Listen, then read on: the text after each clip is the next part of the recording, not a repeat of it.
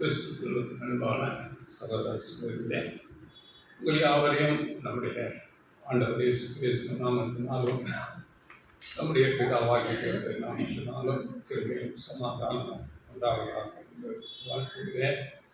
இந்த நாளிலே நம்ம செய்தி என்னவென்றால், குளிர்ந்த மனமுள்ளவன் மெய்யறிவாளன் என்று ஒரு வசனம் சொல்லுகிறது. இதை குறித்து படிக்க நீதிமொழிகள் 17:27. அறிவாளி தன் வார்த்தைகளை அடக்குகிறான், விவேகி குளிர்ந்த மனமுள்ளவன். இங்கே விவேகி குளிர்ந்த மனமுள்ளவன் என்று சொல்லப்பட்டிருக்கிறது. இன்னொரு மொழிபெயர்ப்பில், திருவள்ளுவத்தில், தம் நாவை காத்து கொள்ளுகிறவரே அறிவாளி, தம் உணர்ச்சிகளை அடக்கிக் கொள்பவரே மெய் அறிவாளர் அப்படின்னு. உணர்ச்சிகளை அடக்கிக் கொள்பவர் மெய் அறிவாளர். அதுதான் நம்ம தலைப்பு கொடுத்திருக்கிறோம். குளிர்ந்த மனமுள்ளவர் மெய் அறிவாளர் நம்ம தலைப்பு கொடுத்திருக்கிறோம். இன்றைக்கு நம்ம இதை குறித்து நாம் குளிர்ந்த மனம் உள்ளவர் எப்படி இருப்பார், அதற்கு நாம் என்னென்ன விதத்தில் நாம் முயற்சி எடுக்க வேண்டும் என்பதை குறித்து நாம் செய்தியாக பார்க்க போகிறோம். குளிர்ந்த மனம் உள்ளவன் என்றால், அந்த திருத்தப்பட்ட மொழிபெயர்ப்பில் தம் உணர்ச்சிகளை அடக்கிக் கொள்ளுபவர் என்று மொழிபெயர்க்கப்பட்டிருக்கிறது. உணர்ச்சிகளை அடக்கி கண்ட்ரோல் பண்ணுகிறவர். இப்போ அதே அந்த முதல் வார்த்தையில தம் நாவை காத்து கொள்பவரே அறிவாளி. அப்படி என்றால், நாவுக்கும் இந்த உணர்ச்சிகளை அடக்கிக் கொள்ளுவதற்கும் ஒரு தொடர்பு இருக்கிறது. நம்முடைய வார்த்தை நாவுகளுக்கும் உணர்ச்சிகளை அடக்கிக் கொள்பவருக்கும் தொடர்பு இருப்பதாக இந்த வசனம் சொல்லுகிறது. நமக்கு நன்றாகவே தெரியும், ஒரு மனிதன் உணர்ச்சி வசப்படும் போது அவருடைய வாய் எப்படி வேண்டுமானாலும் பேசும். உதாரணத்துக்கு, ஒரு மனிதன் உச்சபட்ச கோபத்தில் இருக்கும்போது அவருடைய வாய் பலவித காரியங்களை, தூஷணமான வார்த்தைகளை பேசிவிடும். அப்போ அந்த உணர்ச்சிகளுக்கும் நாவுகளுக்கும் நெருங்கிய தொடர்பு இருக்கிறது. இதை குறித்து பாருங்கள், யாக்கோபு இந்த உணர்ச்சிகளை எப்படி கட்டுப்படுத்தலாம் என்று சில காரியங்களை நமக்கு பேசுகிறார்.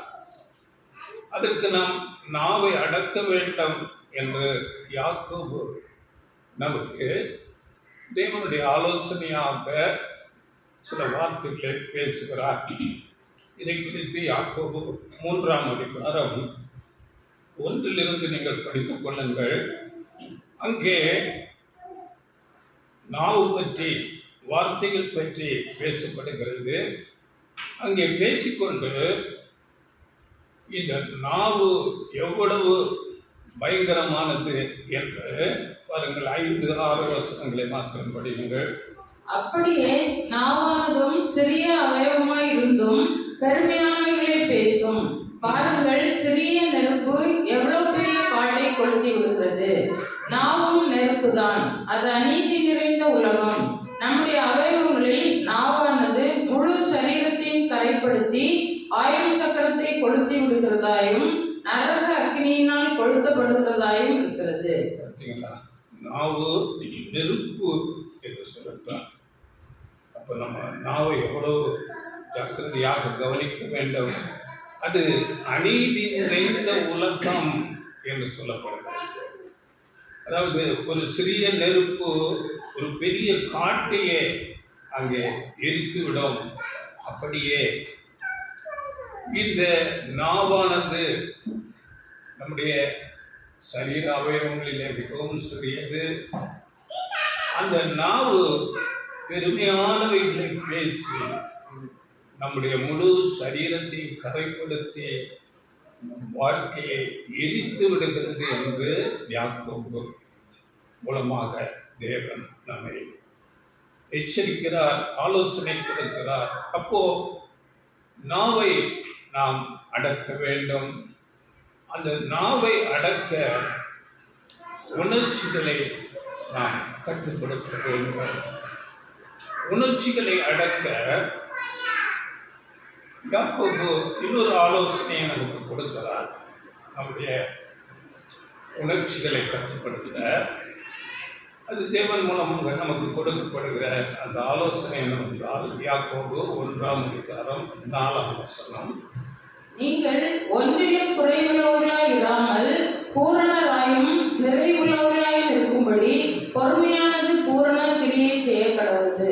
பார்த்தீங்களா, இங்கே பொறுமையானது உங்களிடத்திலே பூரண கிரியை செய்ய வேண்டும்.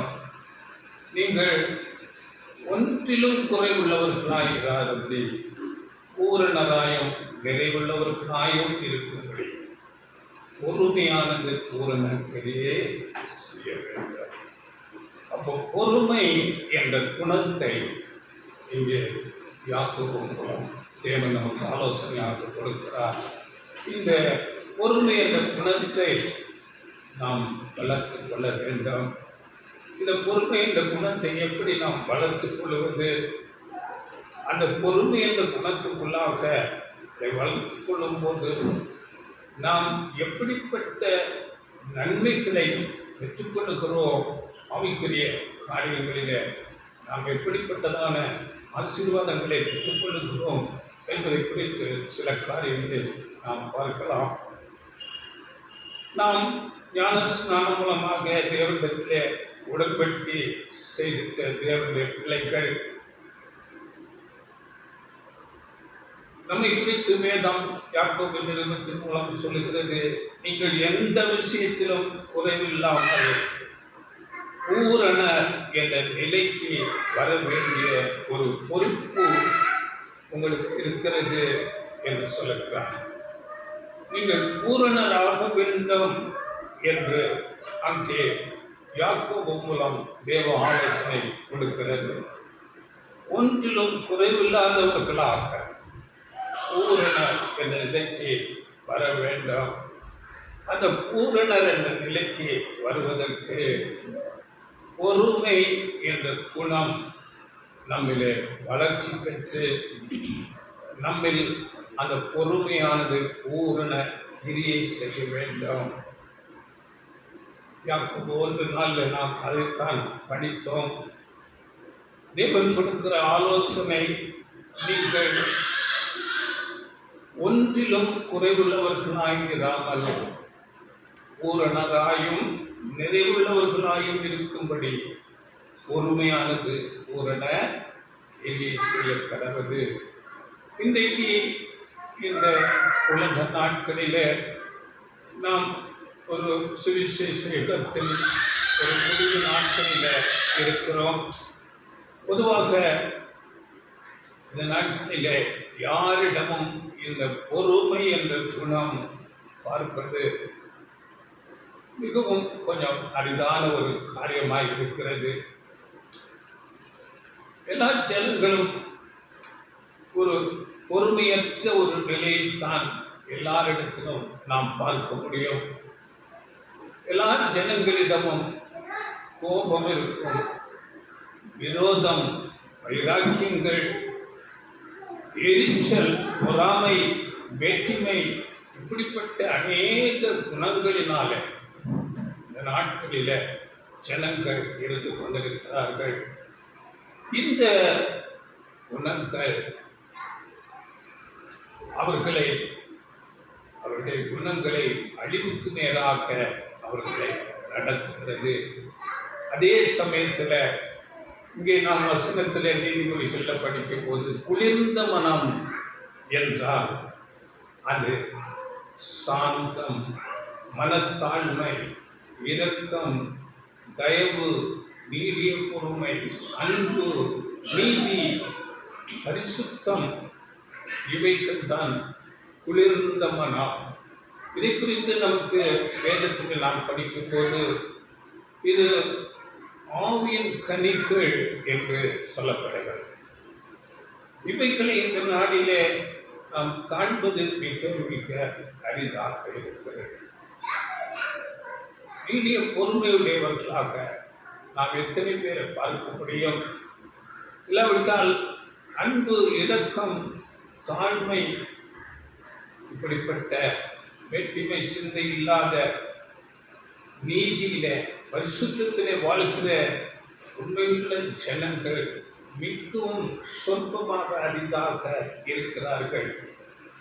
ஆவியின் கனிகள் என்று வேதத்தில் சொல்லப்பட்ட கலாத்தியர் 5ஆம் அதிகாரம் 22 23 இந்த 2 வசனங்களிலே இந்த காரியங்கள் ஆவியின் கனிகள் என்று சொல்லப்பட்டிருக்கிறது. அதை நீங்கள் படித்துக் கொள்ளுங்கள். இப்படிப்பட்டவைகளுக்கு விரோதமானது ஒன்றுமில்லை, இவைகளுக்கு விரோதமான பிரமாணம் ஒன்றுமில்லை என்று வேதம் சொல்கிறது. அதனால இந்த குளிர்ந்த மனமாக்கிய இந்த ஆவியின் குணங்களை நாம் பெற்றுக்கொள்ள வேண்டும். இதுதான் குளிர்ந்த மனம். ஆண்டவர் இயேசு கிறிஸ்து கூட தம்மை குறித்து சொல்லும் போது மத்தேயு 11:29 நான் சாந்தமும் மனத்தாழ்மையுமாய் இருக்கிறேன், என் நுகத்தை உங்கள் மேல் ஏற்றுக்கொண்டு என்னிடத்திலே கற்றுக்கொள்ளுங்கள், அப்பொழுது உங்களுக்கு இளைப்பாறுதல் உண்டாகும். ஆண்டவர் இயேசு கிறிஸ்துவிடத்திலே நாம் கற்றுக்கொள்ள வேண்டும். கிறிஸ்துவின் பள்ளியிலே நாம் கற்றுக்கொள்ள வேண்டும். கற்றுக்கொள்வது என்றால் ஆண்டவர் இயேசு கிறிஸ்துவை முதலாவது விசுவாசித்து அவர் தேவனுடைய குமாரன் என்று விசுவாசித்து அவர் மூலமாக தேவன் பேசிட்ட அநேக வார்த்தைகள், அவர் மூலமாக கொடுக்கப்படுகிற இந்த ஈடு கிரையம், அந்த ரட்சிப்பு, அவர் மூலமாக சொல்லப்பட்ட அநேக ஆலோசனைகள், போதனைகளை நாம் ஏற்றுக்கொண்டு அவருக்கு கீழ்ப்படிய வேண்டும். இதுதான் என் நுகத்தை உங்கள் மேல் ஏற்றுக்கொண்டு என்னிடத்திலே கற்றுக்கொள்ளும், அப்பொழுது உங்கள் ஆத்மாக்களுக்கு கீழிருப்பார். இதுதான் குளிர்ந்த மனம். ஆண்டவர் இயேசு கிறிஸ்துவின் அந்த குளிர்ந்த மனம் இப்படியாக இருந்தது. அந்த குளிர்ந்த மனத்தை நாமும் பெற்றுக்கொள்ள வேண்டும். யாக்கோபு 1ஆம் அதிகாரம் 4ஆம் வசனத்தின்படி நாம் பூரண நிலைக்கு வருவதற்கு பொறுமை என்ற குணம் நம்மை காணப்பட வேண்டும்.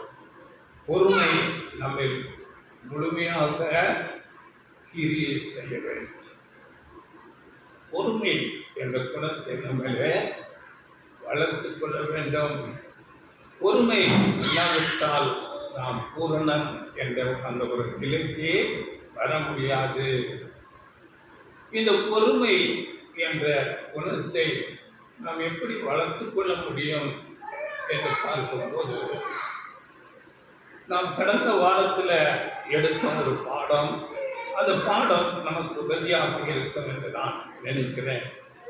ஏனென்றால் தேவனுடைய பிள்ளைகளுக்கு அங்கே ரோமர் 8ஆம் அதிகாரம் 28ஆம் வசனத்தில் தேவனுடைய திட்டத்தின்படி அழைக்கப்பட்டு தேவனிடத்தில் அன்பு கூறுகிறவர்களுக்கு சகலமும் நன்மைக்கு எதுவாக நடக்கிறது என்று நாம் அந்த ஒரு செய்தியை பார்த்தோம். சகலமும் என்று நாம் அங்கே குறிப்பிடும் போது அது நன்மையானாலும் தீமையானாலும் எப்படிப்பட்ட ஒரு சூழ்நிலைகள், பாதகமான சாதகமற்ற சூழ்நிலைகள் வந்தாலும் அது தேவனுடைய பிள்ளைகளுக்கு, தேவனிடத்தில் அன்பு கூறுகிறவர்களுக்கு, அவருடைய தீர்மானத்தின்படி அழைக்கப்பட்டவர்களுக்கு நன்மையாகவே இருக்கிறது. சர்வ வல்லமையுள்ள தேவன் தம்முடைய மகாபுரிய ஞானத்தினாலே அவைகளையெல்லாம் அவர்களுக்கு கொடுத்து அதை அவருடைய குணாம்சங்கள் வருவதன்படியாக நன்மைக்காக அவைகளை கொடுக்கிறார் என்று நாம் பார்த்தோம். அப்படி என்றால் நமக்கு எப்படிப்பட்ட பாதகமான சூழ்நிலைகள் வந்தாலும் அவைகளை நாம் பொறுமையோடு அது என்னுடைய நன்மைக்காக என்று நாம் சகிக்கும் போது இவைகளை ஒவ்வொரு நாளும் கொஞ்சம் கொஞ்சமாக ஒவ்வொரு நாளும் நாம் சகித்து கொள்ளும் போது அந்த பொறுமை என்ற குணம் நம்மிலே உண்டாகி பெருகுவதாக இருக்கும். இந்த பொறுமை என்ற குணம் உடனே வந்து விடாது. அது கொஞ்சம் கடினமானது தான். அதை நாம் கொஞ்சம் கொஞ்சமாக தீமைகளை, நமக்கு சாதகமற்ற காரியங்கள் நமக்கு நடக்கும் போது அவைகளை சகித்து அவைகளை பொறுத்து அப்படியே தான் நம்ம அந்த பொறுமை என்ற குணத்தை வளர்த்து கொள்ள வேண்டும். இல்லாமல் பொறுமை வளராது. தீமைகளை சகிக்க வேண்டும். சாதகமற்ற சூழ்நிலைகளை சகிக்க வேண்டும். இவைகளை கொஞ்சம் கொஞ்சமாக சகித்து பொறுத்து சகித்து அப்படித்தான் நம் இந்த குணாதிசயத்தை, இந்த பொறுமை என்ற குணாதிசயத்தை பெற்றுக்கொள்ள. இப்போ இந்த பொறுமை என்ற குணத்தின் சில முக்கியத்துவங்கள் என்ன என்பது குறித்து நாம் சில காரியங்களை பார்க்க போகிறோம். முதலாவதாக பாருங்கள், நம்முடைய குருநாதரும் நம்முடைய ஆண்டவரும் இயேசு கிறிஸ்துவுமான அவருக்கு இந்த பொறுமை குணம் அதிகமாக இருந்தது. அவரே நமக்கு முன்மாதிரி. பாருங்கள், அவரை அன்றைக்கு அன்றிருந்த மத குருமார்கள், பிரதானாச்சாரியர்கள், பரிசேயர்கள், வேதபாரதர்கள், மிக உயர்ந்த நிலையில் இருந்தவர்கள் எல்லாரும் எதிர்த்தார்கள். அதற்காக அவர் தமது சக்தி வார்த்தைகளை, போதனைகளை, தேவனால் கொடுக்கப்பட்ட அந்த சத்தியங்களை, அவரது நம்பிக்கையை அவர் விட்டுவிடவில்லை. எப்படிப்பட்ட மேலான அதிகாரத்தில் இருக்கிறவர்கள் எதிர்த்தாலும் அதை உறுதியாக அதை போதித்துக் கொண்டு அப்படியே அந்த நம்பிக்கையில நிலைத்திருந்தால் தொடர்ச்சியாக எவ்வளவு பெரிய எதிர்ப்புகள் வந்தாலும் அதற்கு அவர் பயப்படவில்லை. அப்படியே பாருங்கள், இன்று உலகத்தில் ஜனங்கள் மத்தியில பலவிதமான நம்பிக்கைகள் இருக்கிறது. உலக ஜனங்கள் மாத்திரமல்ல, கிறிஸ்தவர்களுக்குள்ளாக கூட அநேக விதமான நம்பிக்கைகள், விசுவாசம் இருக்கிறது. ஆனால் வேத சத்தியம் நமக்கு சொல்லுகிற சத்தியம் என்னவென்றால், இந்த சுவிசேஷ யுகத்தில் ஒரு சரீர வகுப்பார், ஒரு சிறு மந்தை வகுப்பார், சபை என்று சொல்லப்படுகிற ஒரு சிறு மந்தை வகுப்பார் தேர்வு நடந்து கொண்டிருக்கிறது. அந்த தேர்விலே தேறுகிறவர்கள், ஜெயம் பெறுகிறவர்கள் தேவனுடைய ராஜ்யத்திலே ஆண்டவர் இயேசு கிறிஸ்துவோடு கூட சரீர வகுப்பாராக, சபையாக உடன் இருந்து ஆளுகை செய்கிறவர்களாக இருப்பார்கள். இதுதான் இன்றைக்கு சுவிசேஷ யுகத்திலே கொடுக்கப்படுகிற ஒரு சத்தியம். இதற்கு ஆதாரமாக அநேக வசனங்கள் இருக்கிறது. வெளிப்படுத்தல் 3:21 நீங்கள் படித்து பாருங்கள். நான் ஜெயம் கொண்டு என் பிதாவின் சிங்காசனத்தில் உட்கார்ந்தது போல ஜெயம் கொள்ளுகிறவன் எவனோ அவனும் என்னோடு கூட உட்காரும்படி அருள் செய்வேன் என்று ஜெயம் கொள்ளுகிறவன். அதனால இன்றைக்கு ஒரு தேர்வு நடந்து கொண்டிருக்கிறது. நாம் ஜெயம் கொள்ள வேண்டும். அப்படியே வெளிப்படுத்தல் 1:6 நாம் படிக்கும் போது இந்த தேர்ச்சி பெற்றவர்களை ராஜாக்களும் ஆசாரியர்களும் ஆக்குவதாக அங்கே அந்த வசனம் குறிப்பிடுகிறது. அப்படியே பாருங்கள், இந்த வசனத்தை படிங்கள். 22ஆம் அதிகாரம் 30ஆம் வசனத்தில் அங்கே சீசர்களிடத்திலே ஒரு காரியத்தை உறுதியாக தம்மை பின்பற்றுகிற சீசர்களுக்கு சொல்லுகிறார். படியுங்கள். 22:30. நீங்கள் என் ராஜ்யத்திலே என் பந்தியில் போஜனபானம் பண்ணி இஸ்ரவேலின் 12 கோத்திரங்களையும் நியாயம் தீர்க்கிறவர்களாய் சிங்காசனங்களின் மேல் உட்கார்வீர்கள் என்றார். நியாயம் தீர்க்கிறவர்களாக, நியாயாதிபதிகளாக, ராஜாக்களாக சிங்காசனத்திலே உட்கார்வீர்கள். இதுதான் இந்த சுவிசேஷ இயக்கத்தில் தம்மை பின்பற்றுகிற சீசுகளுக்கு தேவன் கொடுத்திருக்க ஒரு வாக்குத்தத்தம். இந்த வேத சத்தியம் தான் உயர்வானதும் உண்மையானதுமாக ஜெயிக்கக்கூடியதுமாக இருக்கிறது. மற்ற எல்லா நம்பிக்கைகள் அது உலக பிரகாரமான நம்பிக்கைகளாக இருக்கலாம், இல்லாவிட்டால் கிறிஸ்தவ சபைகள் பேசுகிற காரியங்களாக இருக்கலாம். எல்லாம் வீணானது, உண்மையற்றது. இதை நாம் புரிந்து கொள்ள வேண்டும். இந்த நம்பிக்கை கொண்டுள்ள நாம் இந்த சத்தியத்தில் நிலைநிற்க நம்முடைய குருநாதர் போல நாம் ஜெயிக்க பொறுமை அவசியமாக இருக்கிறது. இதுதான் முதலாவது காரியம். சத்தியத்தை நாம் உறுதியாய் பிடித்துக் கொண்டு சத்தியத்திலே நிலைத்து நிற்க நம்முடைய குருநாதர் போல, அது எப்படிப்பட்ட பெரிய போதகர்களாக இருக்கலாம், பெரிய ஸ்தாபனத்து அவங்க ஊழியர்களாக இருக்கலாம், யாராயிருந்தாலும் வேதம் சொல்லுவதே சத்தியம் என்று உறுதி வைராக்கியம் காட்டுகிற அந்த பொறுமை நமக்கு வேண்டும்.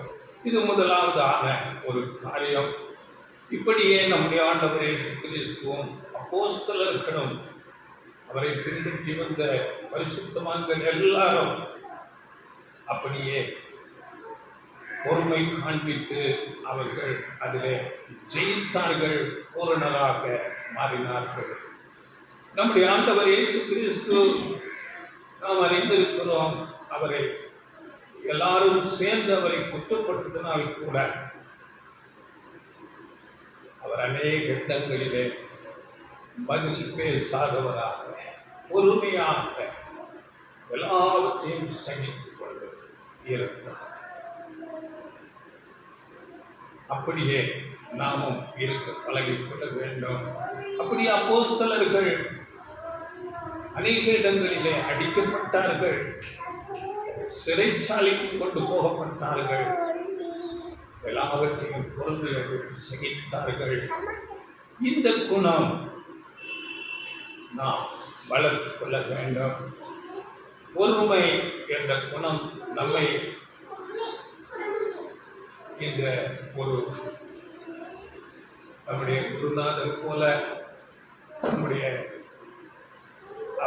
அவரை பின்பற்றின அப்போஸ்தலர்களைப் போல நாம் ஜெயிக்கும்படியாக நம்மை வழி நடத்தும். இரண்டாவதாக பாருங்கள், பொறுமை என்ற குணம் நம்மை நாமே நிதானித்து பார்க்கும்படி நம்மை வழி நடத்தும். நம்முடைய சுபாவம், நம்முடைய குணம், நம்முடைய நிலை என்ன என்று, நம்முடைய பலவீனம் என்ன என்று நமக்கு நம்மை காண்பிக்கிறதாக இருக்கும். நாம் எப்படிப்பட்ட பலவீனர்கள், அபூரண தன்மையில இருக்கிறோம் என்பதை இந்த பொறுமை நம்மை காண்பிக்கும். அதே சமயத்திலே பாருங்கள், பொறுமை என்ற குணம் இல்லாதவர்கள் பிறர் மேல் எப்படிப்பட்ட ஒரு சிறிய குறையை கண்டால் அதை பெரிதுபடுத்தி அவர்களை குற்றப்படுத்திக் கொண்டிருப்பார்கள். இதை ஆண்டவர் இயேசு கிறிஸ்து அழகாக சொல்லும் போது மத்திய 7ஆம் அதிகாரத்தில் 3-5 வசனங்களிலே அங்கே நாம் படிக்கிறோம். படிக்கிறத நீ உன் கண்ணில் இருக்கிற உத்தரத்தை உணராமல் உன் சகோதரன் கண்ணில் இருக்கிற துரும்பை பார்க்கிறது என்ன? இதோ உன் கண்ணில் உத்தரம் இருக்கையில் உன் சகோதரனை நோக்கி நான் உன் கண்ணில் இருக்கும் துரும்பை எடுத்து போடட்டும் என்று நீ சொல்வதெப்படி? மாயக்காரனே, முன்பு உன் கண்ணில் இருக்கிற உத்தரத்தை எடுத்து போடு, பின்பு உன் சகோதரன் கண்ணில் இருக்கிற துரும்பை எடுத்து போட வகை பார்ப்பாய். பார்த்தீங்களா? நம்ம கண்ணில் உத்தரமே இருக்குது, ஆனா அடுத்தவங்க கண்ணில் தூசு இருக்குது. அதை நம்ம பார்த்து கொண்டிருப்போம். இந்த பொறுமை என்ற குணம் இல்லாவிட்டால், அதே சமயத்தில் பொறுமை என்ற குணம் நம்மில் இருந்தால், நம்மில் உள்ள சின்ன சின்ன பலவீனங்களை எல்லாம் நாம் அறிந்து உணர்ந்து கொண்டு நாம் மற்றவர்களை பார்க்கும்போது அவர்களும் பலவீனர், அவர்களை மன்னிப்பதற்கும் அவர்களை நாம் அன்போடு அவர்களை சேர்த்துக் கொள்வதற்கும் அவர்களிடத்திலே அப்படிப்பட்ட குறைகள் இருந்தாலும் நாமும் பலவீனர் அவர்களும் பலவீனர் என்று அவர்களை மன்னிக்கிற ஒரு மனநிலையில நாம் இருப்போம். அதனால அந்த பொறுமை என்ற குணம் நம்முடைய அபூர்ணத்தன்மையை நமக்கு உணர்த்தி மற்றவர்களையும் அவர்களும் குறைவுள்ளவர்கள் தான், அவர்களையும் நாம் மன்னிக்க வேண்டும், அவர்களும் அபூரணத்தில் இருக்கிறார்கள் என்று உணர்ந்து கொள்ள செய்து நம்மை அவர்களிடத்திலே அன்பு காட்ட அங்கே ஆண்டவர் இயேசு கிறிஸ்து சொல்லும் போது, அப்படி மற்றவர்களை குற்றப்படுத்தி அவர்களிடத்திலே குறைகளை காண்கிறவர்கள் மாயக்காரர், வெளிவேஷம் போடுகிறவர் என்று சொல்லுவார். அதனால இந்த பொறுமை என்ற குணம் உள்ளவர்கள் முதலாவது தங்களில் உள்ள குறைகளை, தங்களில் உள்ள அந்த சிறிய ஒரு காரியமானால் அபூரண தன்மைகளை நிதானித்து அறிந்து உணர்ந்து கொண்டு அதை நீக்கும்படியாக முயற்சி செய்வார். அதே சமயத்தில் மற்றவர்களை பார்க்கும்போது அவர்களும் குறைவுள்ளவர்கள் தான், அவர்கள் அபூரணத்தில் இருக்கிறார்கள் என்ற நிலைக்கு வந்து அவர்களை மன்னிக்கிற நிலைக்கு வருவார்கள். இது இந்த பொறுமை என்ற குணம் இருந்தால் மாத்திரமே நம்மிலே அப்படிப்பட்ட கிரியை நடப்பிக்க. அடுத்ததாக பார்க்கும்போது இந்த பொறுமை என்ற குணம் நாம் ஒரு ஞானஸ்நான உடன்படிக்கை செய்து அர்ப்பணிக்கும் வாழ்க்கை வாழ்வதற்கு நம்ம ஒப்புக் கொடுத்திருக்கிறோம். இந்த விசுவாசத்திலே, இந்த அர்ப்பணிக்கும் வாழ்க்கையிலே நாம் வாழும்போது பலவிதமான சோதனைகள், பலவிதமான சூழ்நிலைகள், நாம் சொன்னது போல நாம் விரும்பத்தகாத அநேக காரியங்கள் நமக்கு எதிராக வரும். அப்பொழுது அவைகளை சகித்து நாம் விசுவாசத்தில் வளர்ச்சி அடைய வேண்டியவர்களாக இருக்கிறோம். அதற்கு இந்த பொறுமை என்ற குணம் அவசியமாக இருக்கிறது. வசனம் படிக்கல் யாக்கா 1 பேதுருல அங்கே சொல்லும் போது பாருங்கள், 1 பேதுரு 4ஆம் அதிகாரம் 12ஆம் வசனத்தில்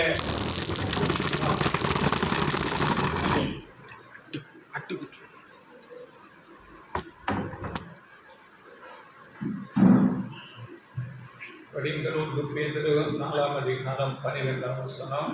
பிரியமானவர்களே, உங்களை சோதிக்கும்படி உங்கள் நடுவில் பற்றி எறிகிற அக்னியை குறித்து ஏதோ புதுமையை செய்யாமல். பார்த்தீங்களா? அதாவது இதை சொல்லும்போது இந்த வசனத்தை நாம் எப்போதும் மனதில் வைத்துக் கொள்ள வேண்டும். அதாவது இந்த அர்ப்பணிக்கப்பட்ட வாழ்க்கையில பரிசுத்தமாக வாழ வேண்டும் என்று நாம் நினைத்து அப்படிப்பட்ட ஒரு வாழ்க்கை வாழும்போது அங்கே சொல்லப்பட்டிருக்கிறது வசனம், அங்கே உங்கள் நடுவே பற்றி எரிக்கிற அக்கினி, உங்களை சோதிக்கும்படி உங்கள் நடுவே பற்றி எரிக்கிற அக்கினி. அப்படி என்றால் நம்மை எப்பொழுதும் சோதிப்பதற்கு நம்மை சுற்றிலும் அக்கினி பற்றி எரிந்து கொண்டே இருக்கும். இது எப்போதும் மனதிலே கொள்ள வேண்டாம். அக்கினி என்றால் உபத்திரவங்கள், நமக்கு பிரியமில்லாத காரியங்கள், அப்படிப்பட்ட சூழ்நிலைகள் நமக்கு எதிராக இருக்கும். அது நம்மை சோதிக்கிறதாக தேவன் அனுமதிக்கிறார். அப்படிப்பட்ட நேரங்களில் அந்த சோதனை உபத்திரவங்களை நாம் ஜெயிப்பதற்கு, அதிலே நாம் நம்மை நிரூபித்து காண்பிப்பதற்கு இந்த பொறுமை என்ற குணம் மிக அவசியமாக இருக்கும். அதனால் இந்த வசனத்தை நாம் எப்பொழுதும் மனதிலே வைத்துக் கொள்ள வேண்டும். உங்களை சுற்றி எரிகிற அக்கினி, அது எப்பொழுதும் நம்மை சோதிக்கிறதாக இருக்கும். அதனால் நாம் ஜாக்கிரதை உள்ளவர்களாக இருக்க இந்த பொறுமை என்ற குணம் அவசியமாக இருக்கும். இந்த அர்ப்பணிப்பின் ஜீவியம்னாலே நம்மை சுற்றி அக்கினி எரிந்து கொண்டே இருக்கும். அப்படிப்பட்ட நேரங்களிலே நாம் அவைகளை மேற்கொள்ள பொறுமை காத்து சகித்து நாம் கடந்து செல்லும்போது அதற்கான ஒரு கீழ்ப்படிதல், அதற்கான ஒரு ஆசீர்வாதத்தை நாம் பெற்றுக்கொள்வோம். இந்த ஒரு ஆசீர்வாதத்துக்கு பொறுமை அவசியமாக இருக்கிறது. நம்முடைய ஆண்டவர் இயேசு கிறிஸ்து கூட அவரது வாழ்க்கை நாட்களில் மிகப்பெரிய பொறுமை காண்பித்து சகலத்திலும் தேவனுக்கு கீழ்ப்படிந்து அவர் தன்னை காண்பித்து விட்டார், நிரூபித்து விட்டார். அதற்கான வெகுமதியை பெற்றுக்கொண்டார். கனம், மகிமை, அழியாமை என்ற அந்த வலது பாரிசத்திலே அவர் இந்த நாளில் உட்கார்ந்திருக்கிறார். பாருங்கள், ஆண்டவர் இயேசு கிறிஸ்து தான் நமக்கு எல்லாவற்றுக்கும் மாதிரி. அவர் தேவனுடைய குமாரன். அவர் பரிபூர்ண மனுஷனாக இந்த பூமியில வந்தார். ஆனாலும் அவருக்கு அநேக காரியங்கள் வந்தது, சூழ்நிலைகள் வந்தது. படிங்கள் எபிரேயர் 2ஆம் அதிகாரம் 10ஆம் வசனம். ஏனென்றால் தமக்காகவும் தம்மாலேயும் சகலத்தையும் உண்டாக்கினவர் அநேக பிள்ளைகளை மகிமையில் கொண்டு வந்து சேர்க்கையில் அவர்களுடைய ரட்சிப்பின் அதிபதியை உபத்திரவங்களினாலே பூர்ணப்படுத்துகிறது அவர் கேட்கதா இருந்தது. ரட்சிப்பின் அதிபதி ஆண்டவர் இயேசு கிறிஸ்து பூர்ண மனுஷர். அவருக்கு அநேக உபத்திரவங்கள் அங்கே கொடுக்கப்பட்டது. அவைகளையெல்லாம் மேற்கொண்டு அவர் ஜெயம் பெற்றவராக கனம், அழியாமையை பெற்றுக்கொண்டார்.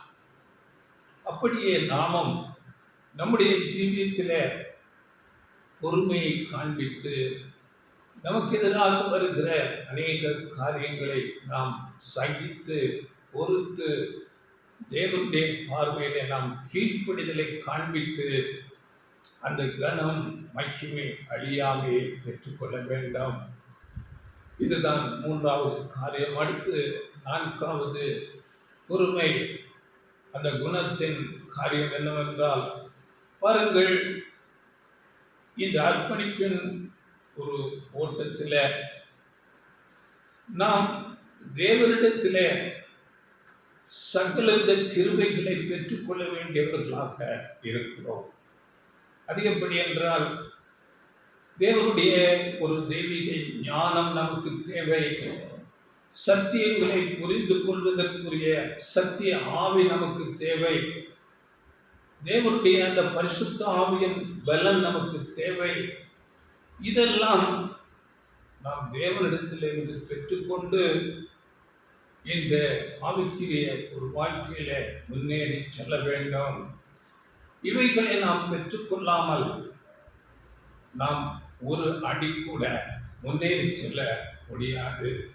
அப்படி என்றால் தேவனுடைய ஒரு ஒத்தாசை, அவருடைய வழிநடத்துதல், அவருடைய ஞானம், அவருடைய சத்தியத்தை அறிந்து கொள்ள உணர்ந்து கொள்ளக்கூடிய ஒரு அந்த தேவ ஆவி, பரிசுத்த ஆவி, பலன், தீமைகளை சகிக்க, இவையெல்லாம் நாம் தேவனிடத்திலிருந்து பெற்றுக்கொள்ள வேண்டியவர்களாக இருக்கிறோம்.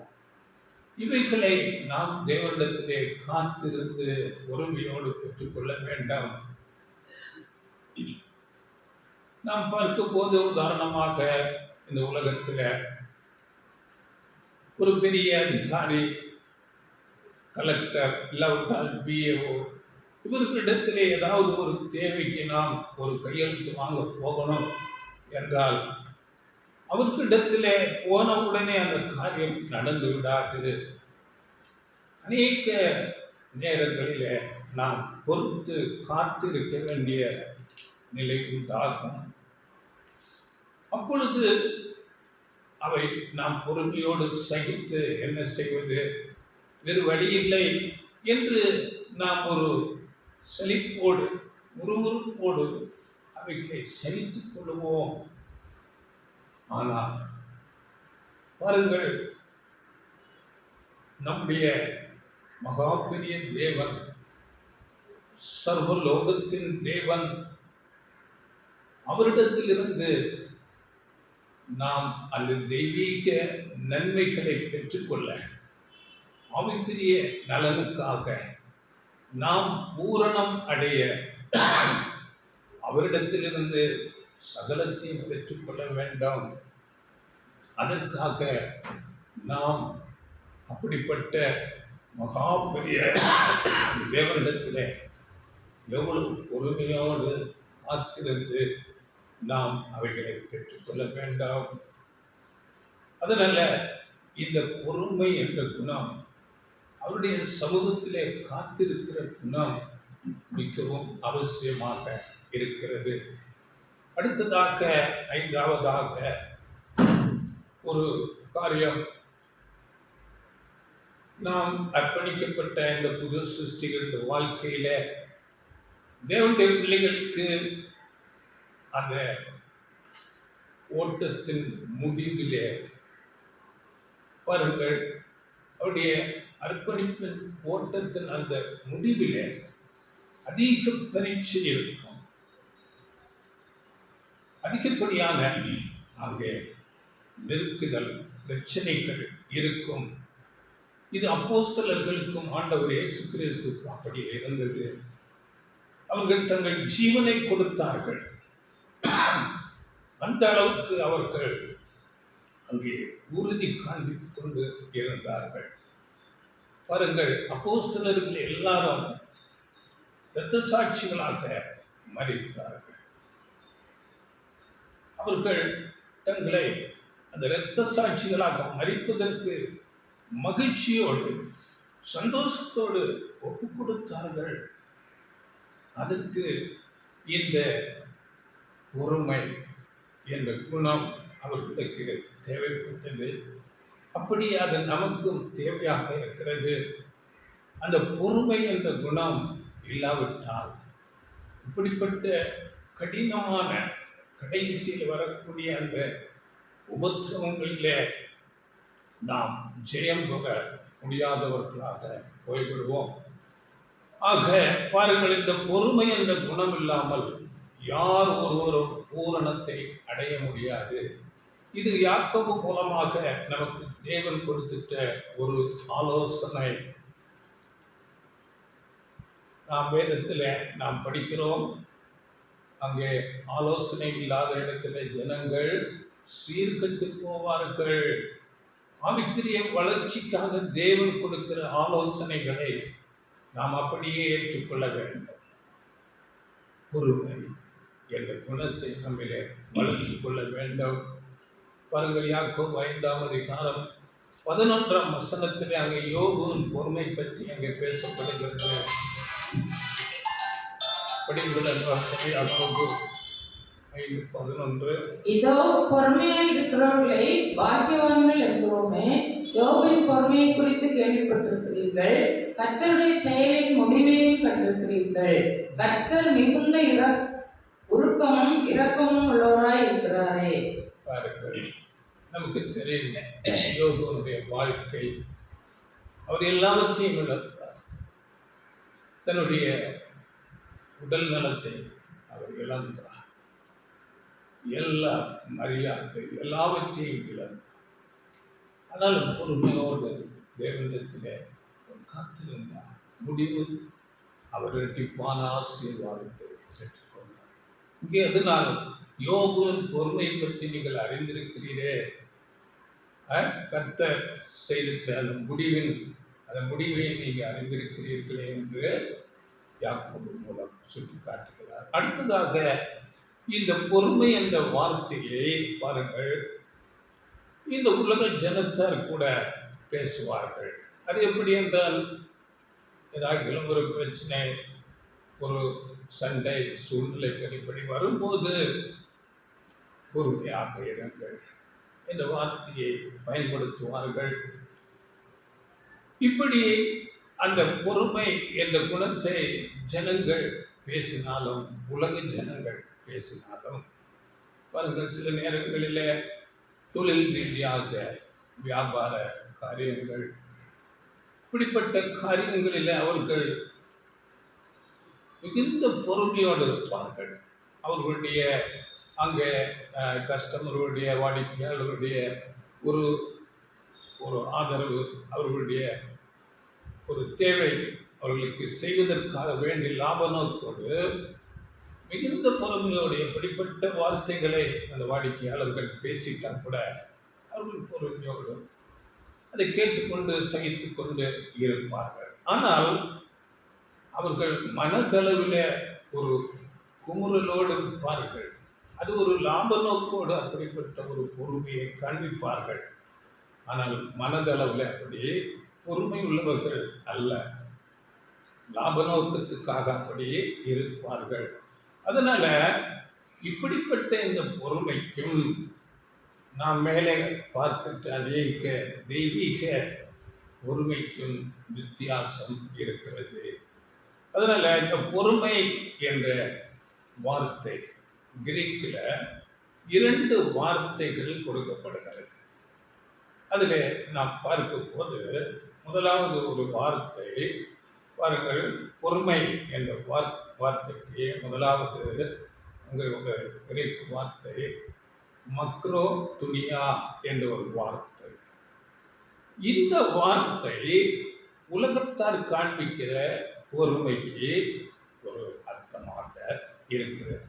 மக்ரோ துனியா என்ற வார்த்தை அவர்கள் மனதார அல்ல, அவர்கள் ஒரு லாப நோக்கோடு மேலோட்டமாக காண்பிக்கின்ற ஒரு பொறுமை. இன்னொன்று, இரண்டாவது ஒரு வார்த்தை பாருங்கள், கிரீக்கில் பொறுமை என்ற வார்த்தைக்கு குப்போ மோனே என்கிற ஒரு வார்த்தை, குப்போ மோனே என்கிற வார்த்தை. இதுதான் தேவனுடைய பிள்ளைகளிடத்திலே பேசப்படுகிற பொறுமை என்ற வார்த்தை.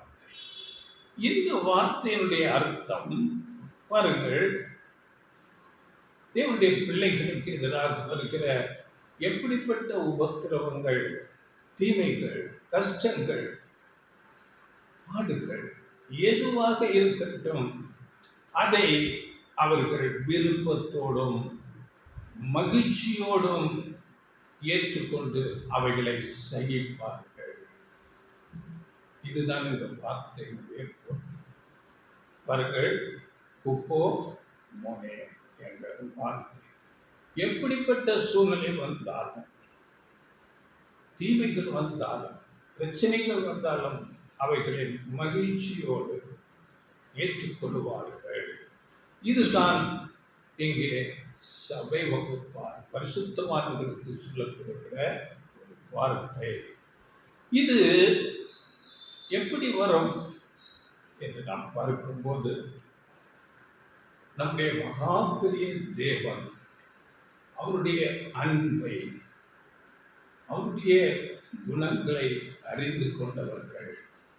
அப்படியே ஆண்டவர் இயேசு கிறிஸ்து அவருடைய அன்பு, அவருடைய தியாகம், இவைகளை அறிந்து கொண்டவர்கள்.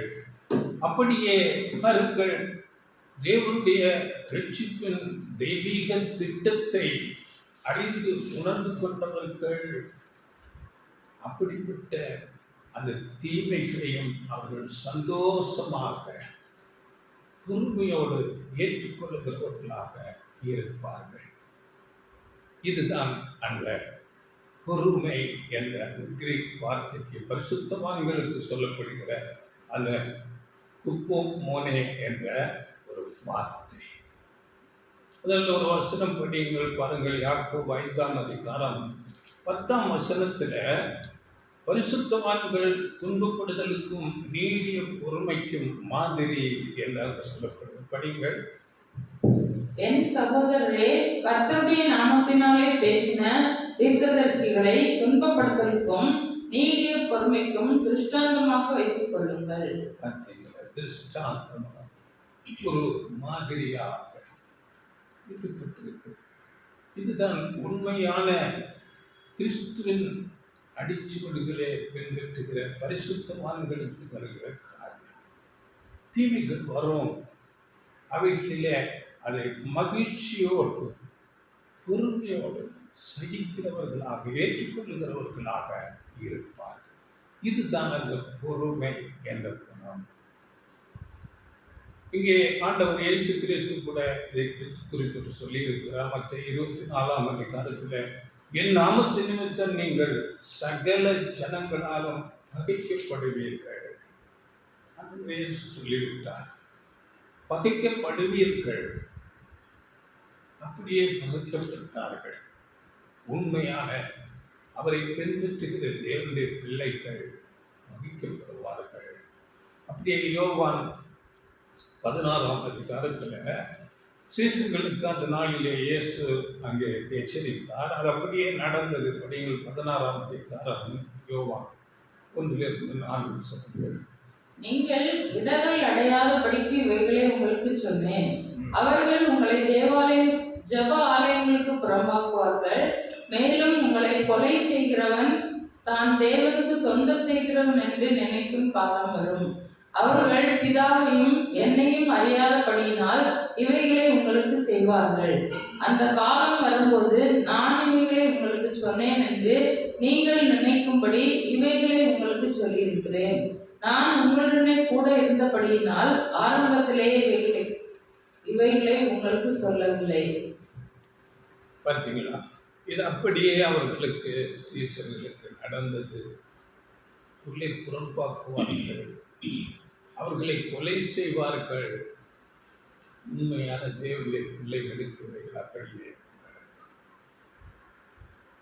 அன்பானவர்களே, பொறுமை என்கிற வார்த்தை, அதனுடைய முக்கியத்துவம் எவ்வளவு தேவையாக இருக்கிறது. அது நம்முடைய வாயின் வார்த்தையாக இல்லாமல் இருதயத்துக்குள்ளே அந்த பொறுமை காணப்பட வேண்டும். நம்முடைய சிந்தையிலே ஊறி போய் அப்படியே இருக்க வேண்டும். அப்படி இருந்தால்தான் நாம் மற்ற பல ஆவிக்குரிய நல்ல குணங்களிலே நாம் வளர முடியும். சத்தியங்களை நிதானமாக கேட்டு உணர்ந்து கொள்ள முடியும். தேவன் கொடுக்கிற அந்த சத்திய ஞான அறிவுகளை நாம் இந்த பொறுமை என்ற குணத்திலே வளர்ந்தால்தான் நாம் வளர முடியும். அப்படியே பாருங்கள், தேவ சித்தம் செய்யவும் தொடர்ந்து இப்படிப்பட்ட சூழ்நிலையிலும் முன்னேறி செல்ல பொறுமை என்ற குணம் நமக்கு உண்டாகி பெருகி அந்த பொறுமை இன்னும் அதிகமாக நீடிய பொறுமை என்ற நிலைக்கு வர வேண்டும். நீடிய பொறுமை, பொறுமைக்கும் நீடிய பொறுமைக்கும் வித்தியாசம் இருக்கிறது. பொறுமை என்று சொல்லும்போது அது ஒரு கால வரையறை, அது ஒரு லிமிட்டு, ஒரு டைம் இருக்கும். ஒரு அளவோடு இருப்பார்கள். இதுவரையிலும் தான் நான் பொறுத்துக் கொள்வேன் அப்படின்னாங்க. இந்த நேரத்துக்கு அப்புறம் நான் பொறுக்க மாட்டேன், இப்படி பொதுவாக பேசுவார்கள். ஆனால் நீடிய பொறுமை என்பது அப்படி அல்ல. அதற்கு எல்லையே இல்லை. எப்போதும் பொறுத்து கொண்டிருப்பார்கள், சகித்து கொண்டிருப்பார்கள். இதுதான் பரிசுத்தவான்களுக்கு நாம் சொல்லப்படுகிற நீடிய பொறுமை. இதை நாம் வளர்த்து கொள்ள வேண்டும். இன்றைக்கு பாருங்கள், கிறிஸ்தவர்கள் என்று சொல்லப்படுகிற வகுப்பார் இன்றைக்கு உலகம் முழுவதிலும் பல கோடிக்கணக்கான உலகத்தில் நாம் அறிந்திருக்கிறோம். 1/3 கிறிஸ்தவர்கள் மக்கள். அவர்களிலே 4 வகையான கிறிஸ்தவர்கள் இருக்கிறார்கள். 4 வகையான கிறிஸ்தவர்கள். இதை ஆண்டவர் இயேசு கிறிஸ்து ஒரு உவமையாக விதைக்கிறவன் உவமையில் சொல்லியிருக்கிறார். அதை நீங்கள் எடுத்து வைத்துக் கொள்ளும் படியுங்கள். அதாவது லூக்கா 8ஆம் அதிகாரத்தில் 5ஆம் வசனத்திலிருந்து வருகிறது விதை விதைக்கிறவன் உவமை. அதற்கு ஆண்டவர் இயேசு கிறிஸ்து அதனுடைய அர்த்தத்தை சொல்லும்போது பாருங்கள், 12-15 படியுங்கள். லூக்கா 8:12-15.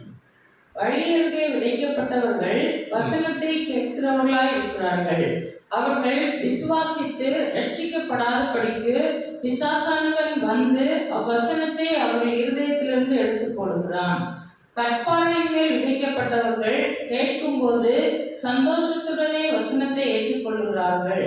ஆயினும் தங்களுக்குள்ளே வேறு கொள்ளாதபடியினாலே கொஞ்ச காலம் மாத்திரம் விசுவாசித்து சோதனை காலத்தில் பின்வாங்கி போகிறார்கள். முள்ளுள்ள இடங்களில் விதைக்கப்பட்டவர்கள் வசனத்தை கேட்கிறவர்களாய் இருக்கிறார்கள். கேட்ட உடனே போய் பிரபஞ்சத்துக்குரிய கவலைகளினாலும் ஐஸ்வர்யத்தினாலும் சிற்றின்பங்களினாலும் நெருக்கப்பட்டு பலன் கொடாதிருக்கிறார்கள். நல்ல நிலத்தில் விதைக்கப்பட்டவர்கள் வசனத்தை கேட்டு அதை உண்மையும் நன்மையுமான இருதயத்திலே காத்து பொறுமையுடனே பலன் கொடுக்கிறவர்களாய் இருக்கிறார்கள். 4 வகுப்பார் சொல்லப்படுகிறது. விதை என்ற வார்த்தை சத்தியம். அப்படியே சத்தியம் ஒருவரிடம் கடந்து வரும்போது அதற்கு பலனை வெளிப்படுத்துகிறவர்களாக இருக்க வேண்டும். இங்கே நாம் பார்க்கும்போது முதலாவது ஒரு வகுப்பார் வழியருகே விதைக்கப்பட்டவர்கள். அவர்கள் கிறிஸ்தவர்கள் தான். வசனத்தை கேட்பார்கள், அதோடு நிறுத்திக் கொள்வார்கள். பாருங்கள், அந்த வார்த்தை வசனம் அவர்கள் இருதயத்திலே போய் அவர்கள் வாழ்க்கையிலே அது ஒரு கிரியை கூட நடப்பிக்காது. அவர்கள் அப்படிப்பட்டவர்களிடத்தில் எந்த மாற்றமும் இருக்காது. அவர்களிடத்தில் அந்த வசனங்கள் உடனடியாக பறவை, ஆகாயத்து பறவை என்று சொல்லும்போது சாத்தானால் எடுத்துக்கொள்ளப்படுகிறது. இது ஒரு வகுப்பார்.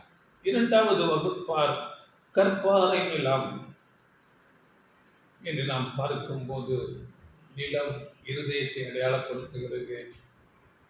கற்பாறை நிலம், அதிலே கொஞ்சம் மண் இருக்கிறது, அடியிலே கற்பாறை இருக்கிறது. அந்த மண்ணிலே அங்கே அப்படிப்பட்டவர்கள் வசனத்தை, வார்த்தைகளை கேட்கிறார்கள், சந்தோஷமாக ஏற்றுக்கொள்ளுகிறார்கள். ஆனால் சோதனைகள், உபத்திரவங்கள், அநேக விதமான சூழ்நிலைகள் வரும்போது அங்கே அவர்கள் அதை விட்டு போய்விடுகிறார். இது அந்த வசனம் எந்த ஒரு பிரயோஜனமும் இல்லாமல் போய்விடும். இது 2வது வகுப்பார். 3வது வகுப்பார் முள்ளுள்ள நிலம். அங்கே முள்ளுகள் வளருகிறது, கூடவே இந்த வசனம், வார்த்தைகள் கூட வளருகிறது. ஆனால் சரியான பலன் கொடுக்கவில்லை. அங்கே முள்ளுகள் அவைகளை நெருக்கி போடுகிறது. முள் என்று சொல்லும்போது இந்த உலகத்துக்குரிய கவலைகள், ஐஸ்வர்யத்தின் மயக்கம், உலக இன்பங்கள், சிற்றின்பங்கள், ஆசைகள், இந்த முள்ளு அதை நெருக்கி போடுகிறது. அதனால அவர்களும் சரியான பலன் கொடுக்காதவர்களாக இருக்கிறார்கள். அந்த முள்ளுகளை எடுத்து போடாமல் அந்த முள்ளுகள் அந்த பயிரை நெருக்கி போடுகிறது. அதனால் சரியான பலன் இல்லை. 4வது நிலம், அதுதான் 15ஆம் வசனத்துல மீண்டுமாக படிக்கிற அந்த வசனம் 15. நல்ல நிலத்தில் விதைக்கப்பட்டவர்கள் வசனத்தை கேட்டு அதை உண்மையும் நன்மையுமான இருதயத்திலே பார்த்து பொறுமையுடனே பலன் கொடுக்கிறவர்களாய் இருக்கிறார்கள். பார்த்தீங்களா? அந்த இருதயம் நல்ல இருதயம். அவர்கள் வசனத்தை கேட்கிறார்கள். அவர்கள் இருதயம் உண்மையுள்ளதாக இருக்கிறது. அவர்கள் உண்மையை விரும்புகிறார்கள், நன்மையை விரும்புகிறார்கள். அப்படி விரும்பி அந்த வசனங்களை கேட்டு உணர்ந்து கொண்டு ஆராய்ந்து பொறுமையோடு பலன் கொடுக்கிறார்கள். வசனத்தை இருதயத்திலே அவர்கள் தரித்துக் கொள்ளுகிறார்கள். அதை மீண்டும் மீண்டுமாக அதை தியானித்து உணர்ந்து கொள்ளுகிறார்கள். உணர்ந்து கொண்டு அதன்படி தங்கள் வாழ்க்கையை அமைத்துக் கொள்கிறார்கள். அதன்படி தங்கள் குணலட்சணங்களை ஒவ்வொரு நாளும் கொஞ்சம் கொஞ்சமாக வளர்த்து கொண்டிருக்கிறார்கள். அப்படியாக கனிகளை பொறுமையோடு கொடுப்பார்கள். அதில் சொல்லும்போது பொறுமையோடு காத்து கொண்டு பலன் கொடுக்கிறவர்களாக இருப்பார்கள். அதனால் ஒரு வசனம் சங்கீதங்களிலே கூட 37ஆம் சங்கீதத்தில் 31ஆம் வசனத்தில் அவருடைய இருதயத்தில் வேதம் அங்கே இருக்கிறது, அதனால் அவர்கள் நடைகளில் பிசகுவதில்லை என்று வசனம் சொல்கிறது. தெரியுங்களா? 37, 31. அவனுடைய தேவன் அருளிய வேதம் அவன் இருதயத்தில் இருக்கிறது, அவன் நடைகளில் ஒன்றும் பிசகுவதில்லை. நடைகளில் ஒன்றும் பிசகுவதில்லை. அதிக ஜாக்கிரதையோடு சத்திய வசனங்களை கேட்டு மனதிலே பதித்துக் கொண்டு உணர்ந்து கொண்டு அதை திருப்பி திருப்பி அதை தியானித்து அவைகளை தங்கள் வாழ்க்கையாக நடைமுறைப்படுத்துவார்கள். அதனால் அவர்கள் நடைகளில் ஒன்றும் பிசகுவதில்லை. அப்படி நடந்து ஒவ்வொரு நாளும் தேவனிடத்தில் ஒரு அங்கீகாரத்தை பெற்றுக் கொள்வார்கள். அந்த தேவனுடைய பிள்ளை என்ற ஒரு அங்கீகாரத்தை எப்போதும் பெற்றுக் கொண்டிருப்பார்கள். அப்படி நடக்கிறவர்களே அநேக நேரங்களிலே உலகம் அங்கீகரிக்காது, உலகம் அவர்களை பகைக்கும். ஆனாலும் அவர்கள் அதை பொருட்படுத்த மாட்டார்கள். தேவனிடத்திலிருந்து அங்கீகாரத்தை பெற்றுக்கொண்டே இருப்பார்கள். அதனால் பாருங்கள், இந்த பொறுமை என்ற குணம் எவ்வளவு ஒரு விசேஷித்த குணமாக இருக்கிறது. சத்தியங்களை நிதானமாக கேட்க, உணர்ந்து கொள்ள, தீமையான காரியங்களுக்கு விலக, நம்முடைய கனி குணாம்சங்கள் வளர்ச்சியடைய, இன்னும் கூட ஆண்டவர் இயேசு கிறிஸ்துவின் சரீர அவயவமாக மாறுவதற்கு கூட இந்த பொறுமை, நீடிய பொறுமை என்ற குணமே உதவுகிறது. பாருங்கள், இதன் மூலம்தான் நம்முடைய ஆண்டவர் இயேசு கிறிஸ்து தம்முடைய சரீர அவயவங்களை அவர் அடையாளம் கண்டு கொள்கிறார். என்னுடைய பிள்ளை எவ்வளவாக தீமைகளை சகிக்கிறது. அநேக சோதனைகள் வரும்போது அவர்களுடைய செயல்பாடு எப்படி இருக்கிறது என்று சோதித்து அறிந்து தன்னுடைய சரீர அவயவமாக அவர் ஏற்றுக்கொள்கிறார். அதனால ரோமர் 12ஆம் அதிகாரம் 12ஆம் வசனத்தில் இப்படியாக சொல்லப்பட்டிருக்கிறது, நம்பிக்கையிலே சந்தோஷமாயிருங்கள், அப்படியே உபத்திரவத்திலே பொறுமையாக இருங்கள், ஜெபத்திலே உறுதியாய் தரித்தல். நம்பிக்கை, நாம் தேவனுடைய பிள்ளை, ஆண்டவர் இயேசு கிறிஸ்துவோடு உடன் சுதந்திர, அவரோடு ஆளுகை செய்ய போகிறோம் என்ற நம்பிக்கையிலே நீங்கள் சந்தோஷமாய் இருங்கள். அந்த சந்தோஷத்தை வளர்த்துக் கொள்ள வேண்டும். அப்படியே சோதனைகள் உபத்திரவங்கள் வரும்போது அந்த நேரத்தில் பொறுமையோடு சகிக்க வேண்டும். ஜெபத்திலே உறுதியாய் தரித்திருங்கள். தேவனோடு எப்பொழுதும் தொடர்பில் இருக்க வேண்டும். ஆண்டவர் இயேசு கிறிஸ்து சொல்லும்போது, நான் தேவனுக்கு பிரியமானதை எப்பொழுதும் செய்கிறபடியா அவர் என்னை தனியே இருக்க விடவில்லை என்று சொன்னார். அப்படியே நாம் தேவனுக்கு பிரியமானவைகளை செய்யும் போது தேவனோடு நாம் அதிக தொடர்பில் இருக்கும். அப்படி நாம் இருக்க வேண்டும். அதனால பாருங்கள், இன்னும் கூட இந்த நீடிய பொறுமை குறித்து நாம் பார்க்கிறோம். இதை ஒரு வைரத்துக்கு ஒப்பிட்டு பேசுகிறார்கள். வைரம் வைரம் மிகவும் விலை உயர்ந்தது. பாருங்கள், இந்த வைரம் எப்படி உருவாகிறது என்றால், இந்த பூமியில பல வருடங்கள், யுகங்கள் என்று கூட சொல்லலாம், அந்த ஒரு மெட்டல் இருந்து பல விதத்தில் அழுத்தப்பட்டு அது வைரமாக மாறும். அதன் விலை மிக அதிகம். அப்படியே இந்த நீடிய பொறுமை என்ற குணம் பரிசுத்தவான்களுக்கு அநேக உபத்திரவங்கள், அநேக சோதனை, நெருக்கங்கள், சாதகமற்ற சூழ்நிலை. நாம் படித்தோமே, பேதுரு 1 பேதுரு 4:12 உங்கள் நடுவே எரிகிற அக்கினி குறித்து நீங்கள் புதுமை அன்று இல்லாமல். அப்படியே என்றைக்கும் அந்த சோதனை, நெருக்கங்கள், உபத்திரவங்கள் அவைகள் அழுத்தப்பட்டு அந்த வைரம் போல தங்களுடைய குணத்தை மாற்றிக்கொள்வார்கள்.